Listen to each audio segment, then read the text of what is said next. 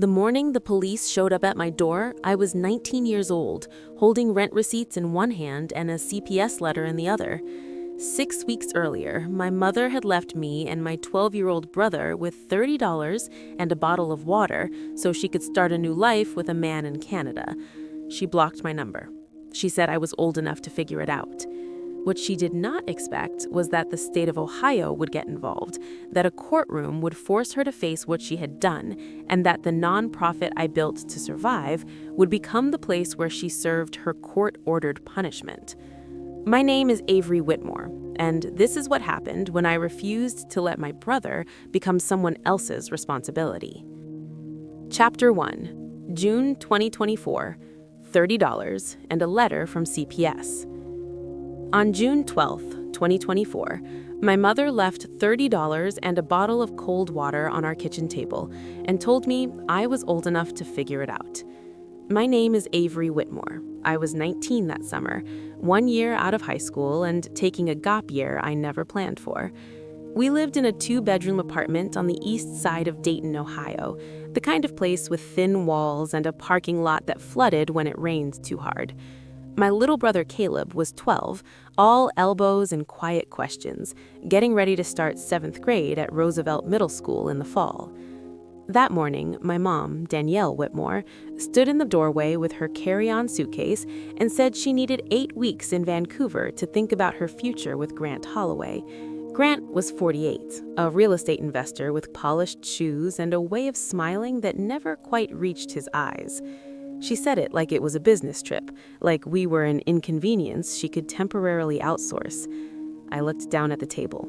$30 in wrinkled bills, a plastic bottle of water still sweating from the fridge. "You are old enough to take care of your brother," she said.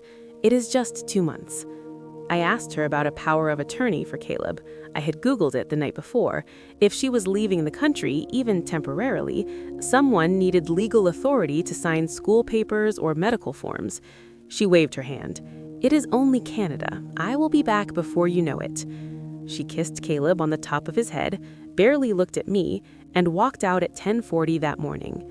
I watched her car pull out of the lot and turn onto Smithville Road. The red brake lights flickered once at the stop sign, then disappeared. When I came back inside, the apartment felt smaller. I opened my banking app. $62 in my checking account. My next paycheck from the car wash would be about $250 after taxes if I got all 25 hours that week. Our rent was $1,150, due July 1st. The electric bill for June sat unopened on the counter, $178. I did the math twice. It still did not work. 5 days later, I tried to call my mom. The call went straight to voicemail. I texted her about Caleb needing a physical for school. No response. I tried again that night. The message turned green. That was when I realized she had blocked me. Caleb noticed before I said anything. He asked if Mom had sent pictures from Canada yet. I told him she was busy. That week, he went to a summer enrichment program at school. On Thursday, he came home quieter than usual. He dropped his backpack by the couch and went straight to his room. I followed him. What happened? Nothing. I sat on the edge of his bed. He stared at the wall. "Someone said Mom left because she found a rich guy and we were too much trouble," he said finally. "They said we were trailer trash without the trailer." I felt something hot climb up my chest. I wanted to drive back to that school and find every kid who laughed.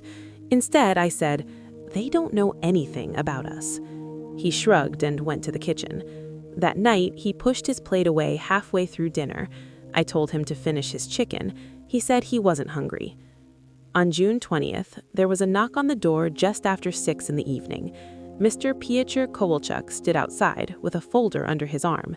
He was 58, built like a retired boxer, with a deep accent and a habit of calling me kiddo, even though I was technically an adult. "Evening, Avery," he said. "I just wanted to remind you July 1st is coming fast." I invited him in because it felt worse to talk about money in the hallway. Caleb disappeared into his room. "I'm working extra shifts," I said. "I just need a little time." He looked around the apartment. Clean. No trash, no broken furniture, just thin carpet and a couch that sagged in the middle. "How much can you pay by July 1st?" he asked. I swallowed. "600. He nodded slowly.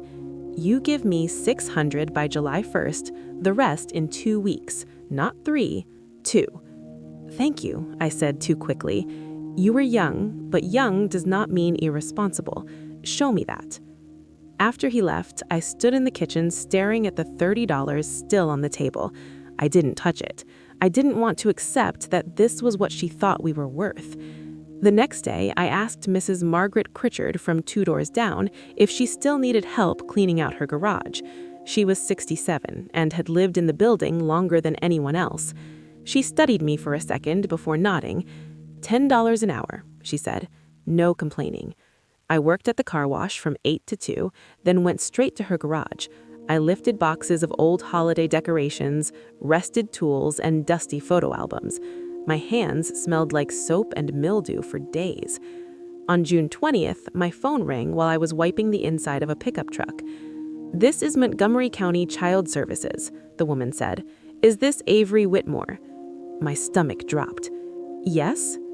"We received information that your mother has left the state. Can you confirm who is currently the legal guardian of your brother, Caleb Whitmore?" I wiped my hands on my jeans. "I'm 19. I live with him. I'm taking care of him." "Do you have a power of attorney or legal guardianship paperwork on file?" "No, ma'am." There was a pause. "We will need to conduct a home assessment. This is standard procedure when a minor is left without a documented guardian." She said it like she was discussing the weather. I hung up and stared at the wall of the car wash office. For the first time since my mom left, I felt something worse than panic. I felt small. 3 days later, on June 24th, a white envelope from Montgomery County was wedged in our mailbox. I opened it standing in the parking lot. "If a legal guardian is not confirmed and living conditions are deemed unsafe, temporary placement options may be considered in the best interest of the child." Temporary placement. I read the sentence 3 times. It meant foster care. It meant someone else deciding where Caleb slept. That night, Caleb asked if Mom was coming home soon. I said she would. I didn't tell him about the letter. Instead, I sat at the kitchen table with a pen and a notepad. Rent $11.50, electric $178, groceries at least $60 a week, gas, school supplies. I wrote down my car wash hours, 25 hours at $13, about $325 before taxes if I got all 25 hours that week, around $250 after taxes. If I could pick up 5 more hours, maybe $300 take home. It was still not enough. Caleb walked in and sat across from me. He looked at the envelope in my hand. "Is that about me?" he asked. I didn't lie. "It's just paperwork. They want to make sure you're okay." He nodded slowly. "I'm okay if you're here." That sentence nearly broke me. Later that night, after Caleb went to bed, I picked up the $30 and the bottle of water. I set them next to the CPS letter and the rent notice. $30, $1,150 due in less than 2 weeks, $178 for electric, a possible foster placement hanging over our heads. I realized this was not just about stretching a paycheck or working longer hours. This was about proving to the state of Ohio that I could keep my brother. I folded the CPS letter carefully and slid it into a folder. Then I opened my laptop and started searching for anything that could change the math. Chapter 2, 14 Days to Make It Legal. I typed into the search bar with shaking hands, "How to get free food legally for families, food donation laws, Ohio, starting a nonprofit with no money." The results blurred together at first. Blog posts and legal jargon and charity websites that all sounded like they belonged to someone else's life, not mine. Around midnight, I found something that made me sit up straighter. Bill Emerson Good Samaritan Food Donation Act. It said businesses that donated food in good faith to nonprofits were protected from liability as long as there was no gross negligence.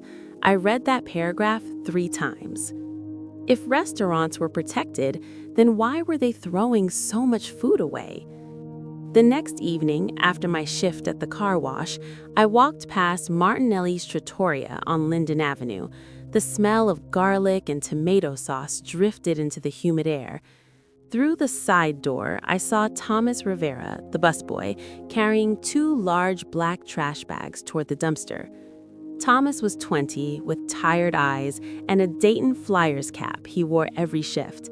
I had seen him before, when Mom still occasionally took us out for dinner, if she had a good month in sales. "Hey," I called out before I could lose my nerve. "Are you throwing that out?" He looked at me surprised. "Yeah, end of day stuff." "Is it bad?" "No, it just can't be served tomorrow, health code." He lifted one bag slightly. I could see wrapped loaves of bread inside, containers of pasta sealed tight. "If someone took it home, would that be a problem?" He hesitated. "For me, maybe. For the restaurant, definitely, if it looks like we are giving away leftovers." I swallowed. "What if it was donated?" "Donated to who?" I did not have a name yet. I just had Caleb and a math problem I could not solve. "To families who need it," I said. He studied my face for a moment, then glanced back at the kitchen door. "I can't promise anything, but tonight, I did not see you take those 2 smaller bags." He set them gently beside the dumpster instead of inside it and walked away without looking back. I carried them home like they were gold.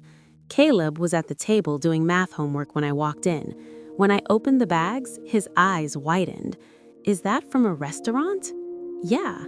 He picked up a container of penne and held it like it might disappear. We heated it in the microwave. He ate 2 full plates and then tore into a loaf of bread while it was still warm. I watched him chew and felt something shift in me. If one restaurant had this much food at the end of a night, how many others did too? The next morning, I took the bus downtown to the Dayton Metro Library. I printed out everything I could find about food donation laws and nonprofit registration in Ohio. My stack of papers grew thicker than the CPS letter in my folder. That was where I met Leonard Okafor. He was sitting at a long table near the windows, reading a newspaper with a pair of thin glasses balanced low on his nose. I recognized him from a sign I had seen once for the Dayton Community Outreach Center. "Excuse me," I said, "are you Mr. Okafor?" He looked up, eyes sharp despite his 74 years. "That depends. Are you selling something?" "No, sir. I need help." I told him everything in one rush. My mother leaving, the $30, the rent, the food from Martinelli's, the CPS visit coming. He did not interrupt. When I finished, he folded his newspaper carefully. "If you want to do this the right way," he said, "you need 3 things. First, a liability waiver with any restaurant that donates. Second, a clear cold storage plan so no one gets sick. Third, you either operate under an existing nonprofit or you form your own and apply for tax-exempt status." I stared at him. "That sounds expensive." "It can be," he said, "or it can be careful." He invited me to the outreach center that afternoon. It was a modest building with a faded sign and folding tables stacked along one wall. He showed me their small refrigerator and explained how they logged food donations. "You are not the first young person to be thrown into responsibility too early," he said, "but you might be one of the few who tries to build something out of it." That night, I drafted a proposal by hand. I explained that donated food would be picked up at closing, transported in insulated coolers, logged, and distributed within 24 hours to local families. I printed the section of the Good Samaritan Act and highlighted the liability protection. 2 days later, I walked back into Martinelli's and asked to speak to Lucia Martinelli. She was 63, with silver hair pulled into a low bun and an expression that suggested she did not tolerate nonsense. I told her about the law. I told her about the coolers. I told her about Caleb and the other families in our building. She crossed her arms. "You are 19. "Yes, ma'am." "You have a nonprofit." "Not yet. I'm working on it." She was quiet for a long moment.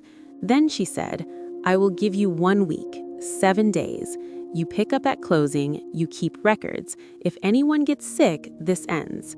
I nodded so fast my neck hurt. Thank you. At the same time, I was racing the calendar. On June 30th, I handed Mr. Kowalczyk $600 in cash and money orders. He counted them slowly. The rest by the 15th, he reminded me. Yes, sir. The next week, Pastor Elaine Brooks from the church down the street called after hearing about our situation from Mrs. Pritchard. She told me about a hardship fund the church kept for utilities. We can cover $120 of your electric bill. It's not much, but it buys you time. I thanked her until my voice shook. On July 5th, the CPS caseworker came for the home assessment. Her name was Miss Landry. She wore a navy blazer despite the heat.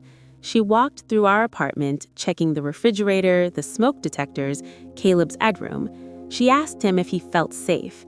He said yes without looking at her. She asked me about my work schedule, who watched Caleb when I was gone, how I planned to pay rent. I told her about the car wash, about Mrs. Pritchard's garage, and about the food donations. She took notes. At the end, she said, I'm documenting you as a temporary kin caregiver pending your mother's return. This is not formal guardianship. If your mother does not return as promised, we will reassess. Temporary. The word both relieved and terrified me. 2 days later, on July 7th, as I was organizing Gran on a folding table at the outreach center, a woman approached with a clipboard. Dorothy Reeves, Montgomery County Public Health, she said. My chest tightened. We have received notice of food distribution activity at this location. Are you operating as a registered entity? We are in the process of filing, I said. She examined our coolers, our log sheets, and the waiver Lucia had signed. You need to complete registration and submit documentation within 14 days. If you fail to comply, we may require you to cease operations. 14 days. After she left, I sat down hard in one of the metal chairs. Leonard placed a steady hand on my shoulder. This is not a shutdown, he said. This is a door you must walk through properly. I thought about the remaining $550 of rent still due. I thought about CPS reassessing if anything looked unstable. I thought about Caleb eating hot pasta for the first time in weeks.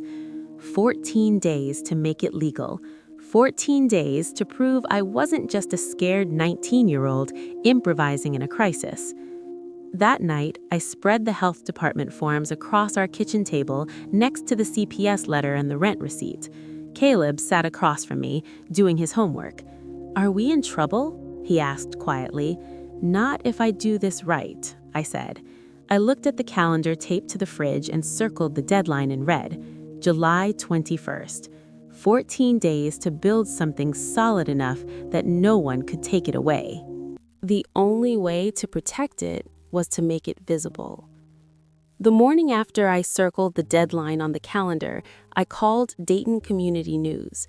My hands were sweating so badly, I almost dropped my phone. The receptionist transferred me to a reporter named Rachel Kim. This is Rachel. My name is Avery Whitmore. I am 19. I run a small food rescue program in Dayton, and I have 14 days to prove it is legal. There was a pause on the line. Start from the beginning, she said. So I did.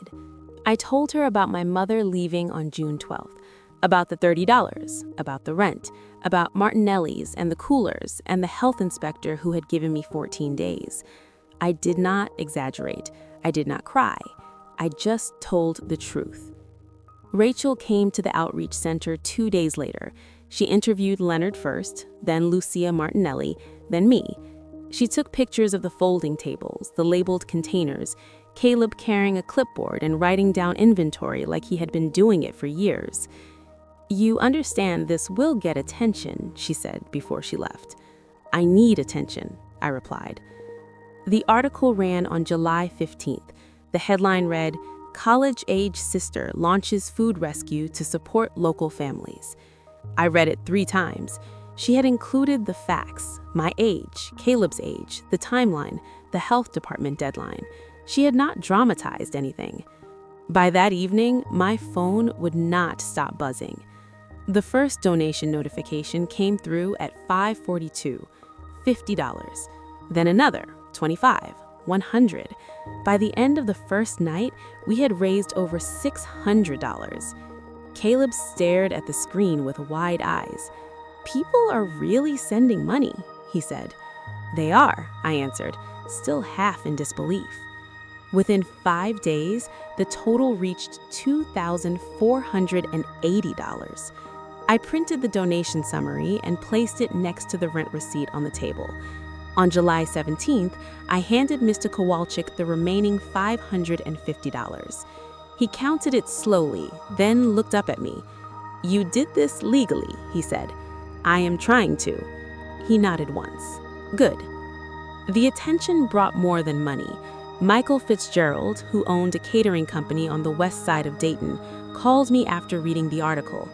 "I cannot give you cash," he said, "but I can give you kitchen space on Tuesday nights, health code compliant, stainless steel, walk-in fridge, the works."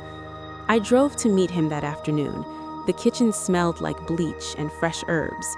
He walked me through the space, explaining temperature logs and storage bins. "You keep your records tight," he said. "If the county comes back, you show them everything." I promised I would.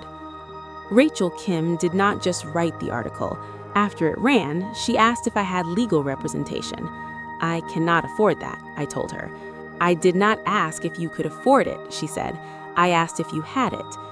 She introduced me to an attorney who volunteered with small nonprofits. He explained how to incorporate in Ohio and file for federal tax-exempt status under Section 501c3. He was careful to tell me that approval from the IRS could take months, even a year, but incorporation and filing would demonstrate good faith. "We are building a paper trail," he said. "Paper trails matter." CPS noticed the changes too. Ms. Landry returned for a follow-up visit. She checked Caleb's room again, the refrigerator, the smoke detectors. "You have increased food stability," she said, glancing at her notes. "Yes, ma'am." "You have consistent income." "I do." She made another note. "Continue documentation." Everything felt like documentation. Receipts, logs, photos, signatures. On July 22nd, just when I started to feel like the ground beneath us was solidifying, another envelope arrived. This one was thicker. The return address was a law firm in Vancouver. I opened it at the kitchen table while Caleb did his homework. Cease and desist. The letter accused me of making defamatory statements that caused financial harm to Grant Holloway. It demanded that I immediately refrain from mentioning his name in any interviews or public communications. Caleb looked up at my face. "What is it?" "It's a lawyer letter," I said carefully. "From who?" I hesitated. "From Grant." He went quiet. The letter said that if I continued to associate Grant's name with allegations of abandonment, they would pursue legal action. I read it twice. I had not accused Grant of abandoning us. I had said my mother left to be with him. That was a fact. My phone rang that night with a number I did not recognize. I answered. "Avery," a male voice said smoothly. "This is Grant." My hand tightened around the phone. I assumed so. "You are damaging Danielle's future," he said. "Investors do not like controversy." "I'm not discussing your investors. You have no idea how the real world works." I looked at the CPS folder on the table, the health department forms, the incorporation papers waiting for signatures. "I know how my world works," I said. "My mother left. I'm taking care of my brother. That's the real world." There was a short silence. "You're going to regret this," he said, and hung up. For a moment, I felt 19 again, small, overwhelmed. Then I remembered that everything I had said publicly was documented. Dates, rent, text messages, the $30. The next day, I met with the volunteer attorney Rachel had connected me with. I handed him the letter. He read it calmly. "This is intimidation," he said. "They are testing whether you will back down. Have you lied about anything?" "No." Then you do not retract the truth. You simply avoid unnecessary commentary. He drafted a short response affirming that all public statements were factual and supported by documentation. I signed it with a steady hand. The tension did not disappear.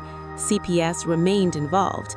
Ms. Landry asked for my updated work schedule and proof that Caleb had supervision when I was at the car wash. Leonard sat with me one evening at the outreach center after we finished logging donations. "You're fighting on 3 fronts," he said. "Housing, the state, and now pride."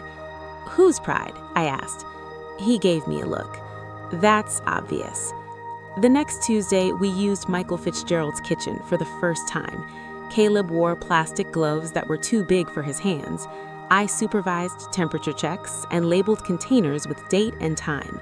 Michael watched from across the room. "You run this like you have been doing it for years," he said. "I run it like if I don't, someone can shut it down." He smiled slightly. "That's motivation." That week, more families showed up. Word had spread through the building and beyond. We logged every item. We kept every receipt. I scanned and saved everything in a folder on my laptop titled Stability.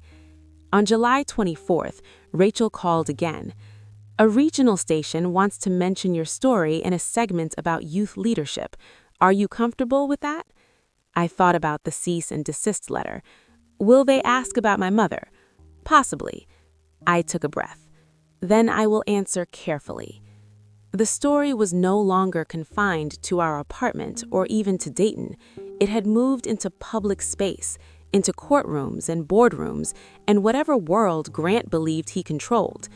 That night, after Caleb went to bed, my phone rang again. It was Grant.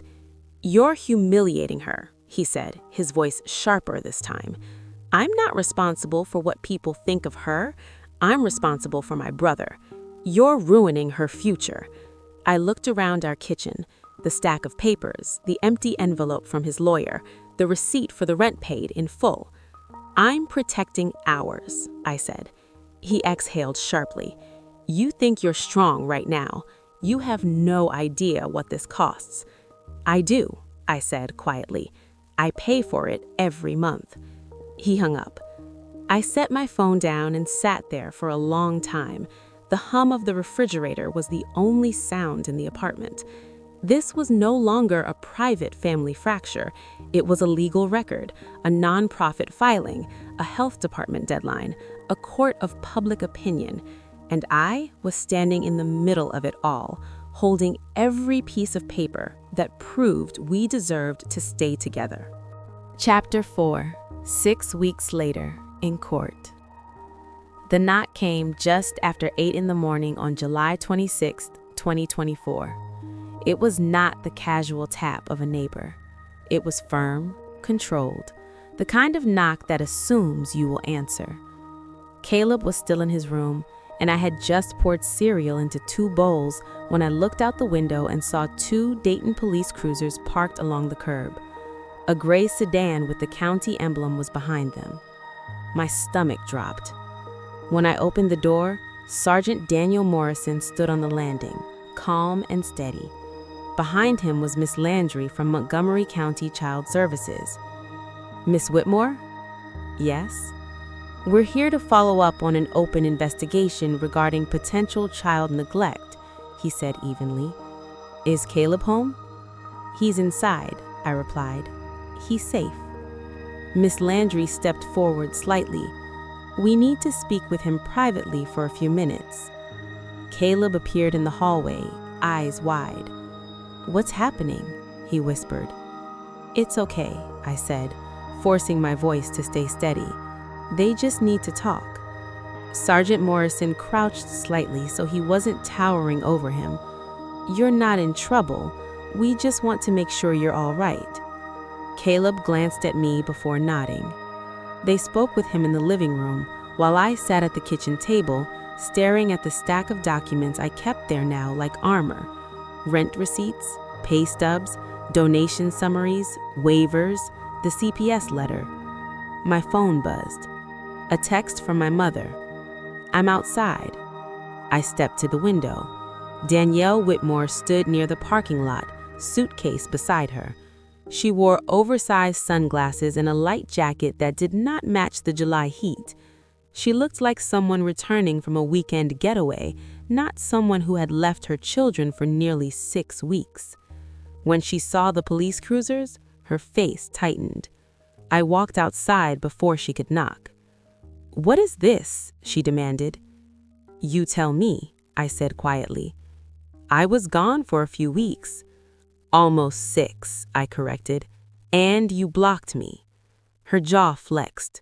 "I needed space." "You needed to sign paperwork." Sergeant Morrison stepped into the doorway behind me. Miss Landry followed.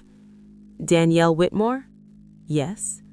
"We need to speak with you regarding your minor child. There was no documented guardian in place while you were out of state." "I'm his mother," she snapped. "And he is 12, Miss Landry replied calmly.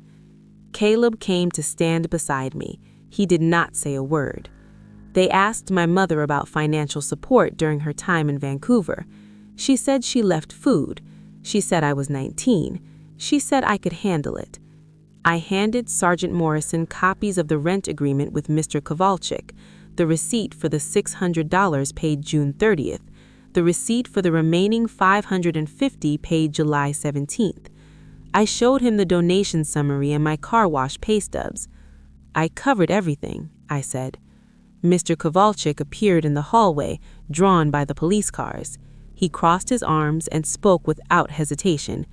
"She paid, on time, with agreement." My mother looked at him like she had been betrayed. After nearly an hour of questions, they left with a formal notice that the case would proceed to review.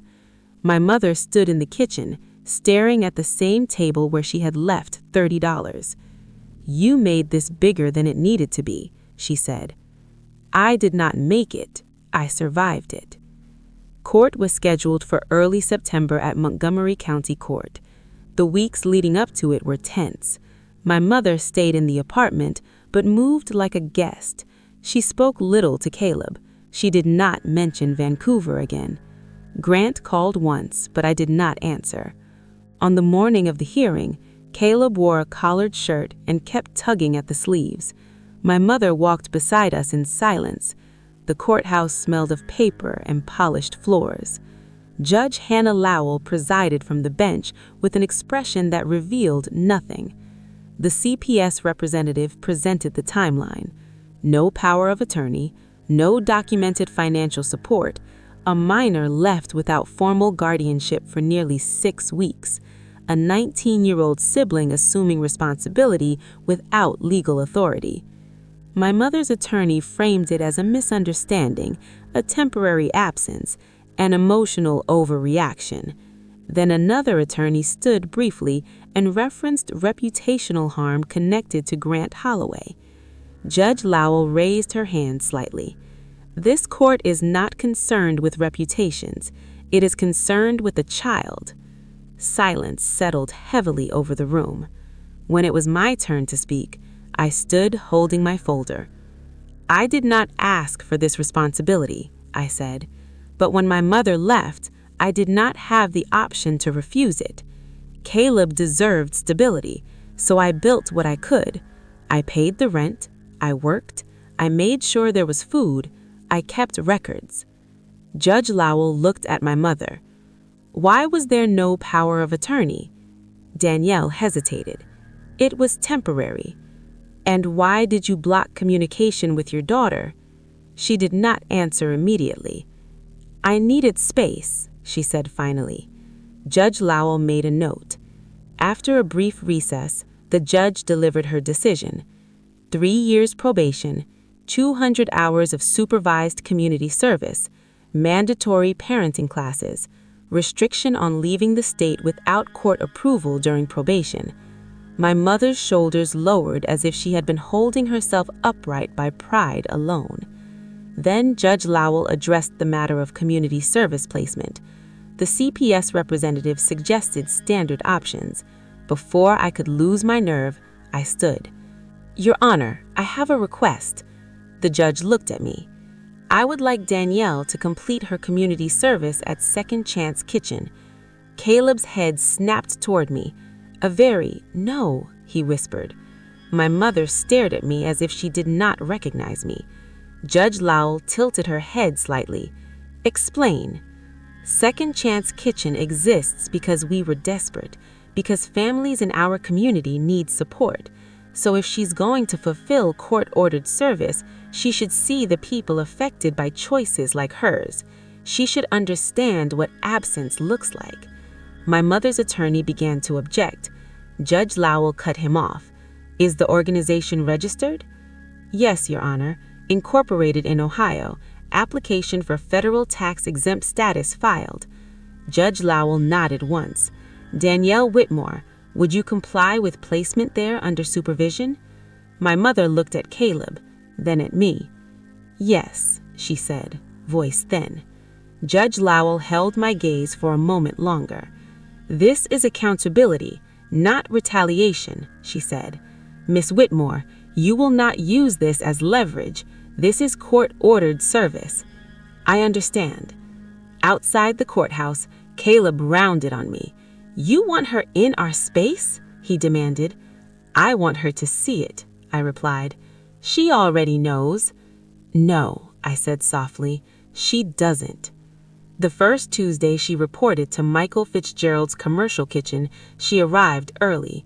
She wore a neat blouse and low heels that clicked too loudly on the tile. Michael handed her gloves and gestured towards a stack of produce. You will log your hours with me, he said evenly. You follow Avery's protocols, no exceptions. My mother hesitated, then pulled the gloves on. She picked up an onion and began to peel it in silence. I watched from across the stainless steel table as she stood under fluorescent lights, chopping vegetables for families she would never meet directly. Leonard moved quietly between stations. Caleb stayed near the doorway, arms crossed. For the first time since she left in June, my mother did not argue. She did not defend herself. She worked. And I stood there, not triumphant, not angry, just aware that something irreversible had finally shifted. Chapter 5. Karma, Consequences, and What Comes Next. The shift did not come with applause. It came with routine. By early September, Danielle was reporting to Second Chance Kitchen every Tuesday and Thursday evening, 10 hours a week, court-ordered and logged. There was no special treatment. Michael Fitzgerald assigned her the same tasks as everyone else: sorting produce, washing bins, labeling containers, standing on her feet until her lower back ached. At first, she moved through the kitchen like someone being watched, every motion careful, every word measured. If a volunteer corrected her, she stiffened. If someone thanked her, she looked away. One Thursday afternoon, a woman in her late 50s approached the distribution table. She studied Danielle for a moment, recognition settling slowly. "You're the mother from the article," she said. Danielle paused with a box of canned goods in her hands. "Yes?" "My niece got food here in July," the woman said. "It kept her lights on." There was no sarcasm, no accusation, just fact. Danielle nodded and handed her the box. "Thank you," the woman added quietly. After she left, Danielle stood still for several seconds. Then she went back to sorting rice into gallon bags. The news about Grant came without drama. In late August, his attorney sent a brief notice withdrawing the cease and desist letter. There would be no further legal action. A week later, Danielle removed her engagement ring. She did not announce it. I noticed when she was rinsing a stack of stainless steel pans, and the tan line on her finger looked lighter than the rest of her hand. "He decided it was too complicated," she said when she realized I was looking. I did not ask who he meant. Caleb kept his distance at first. He showed up to volunteer but chose stations as far from her as possible. When she tried to hand him a box, he would say he had it and turn away.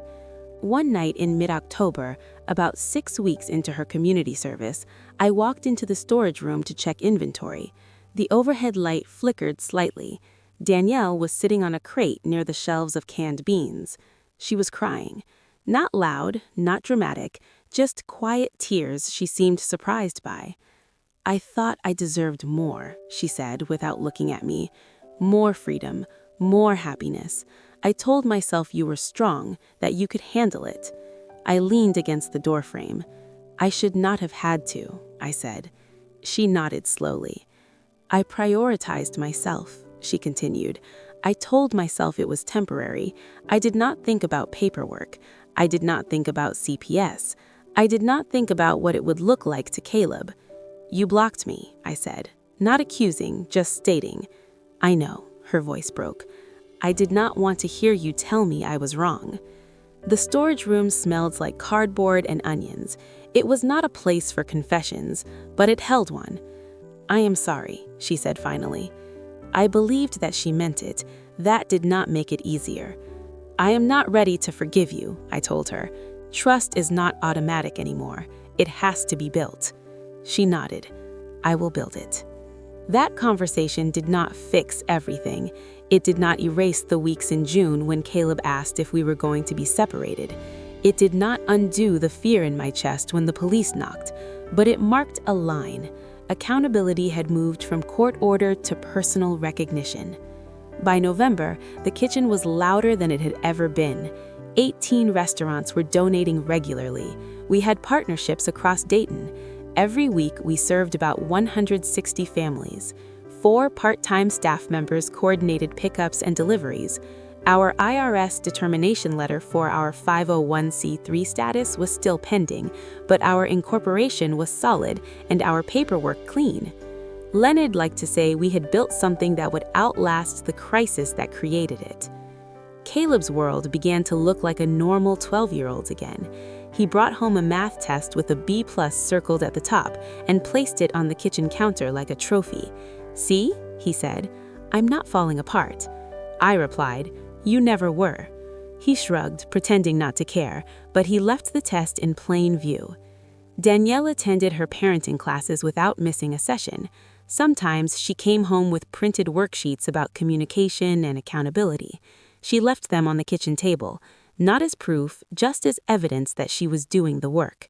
She did not ask for praise. She did not try to reclaim authority. She showed up. On a cold evening in December, after our final distribution before the holidays, I sat at my desk reviewing nonprofit documents, donation summaries, health department compliance forms, volunteer hour logs. On the corner of the desk sat the bottle of water Danielle had left on June 12th. I had never opened it. The plastic was slightly dented now, the label wrinkled. It looked small beside the stack of official forms and signed incorporation papers. I picked it up and held it for a moment. $30 and a bottle of water. That was what she thought we would need. What we needed was structure, documentation, boundaries, community, courage I did not know I had. I set the bottle next to the folder labeled Stability and signed the last page of a grant application. Danielle knocked softly on my door. "Do you need help?" she asked. I looked at her, really looked at her. Not as the woman who left, not as the defendant in a courtroom, just as my mother, standing there, uncertain. "I'm good," I said, "but thank you." She nodded and walked back down the hallway. For the first time in months, the apartment felt steady. This was not revenge. It was responsibility. It was making sure that no one could ever again decide that Caleb and I were temporary. It was understanding that forgiveness does not mean forgetting, and accountability does not mean cruelty. We were no longer depending on promises made in an airport parking lot. We had built something that could not be packed into a suitcase. If you have ever had to grow up faster than you should have because someone else stepped away, share this story with someone who needs to hear that strength can be learned and stability can be built. Stay with us. There are more stories like this.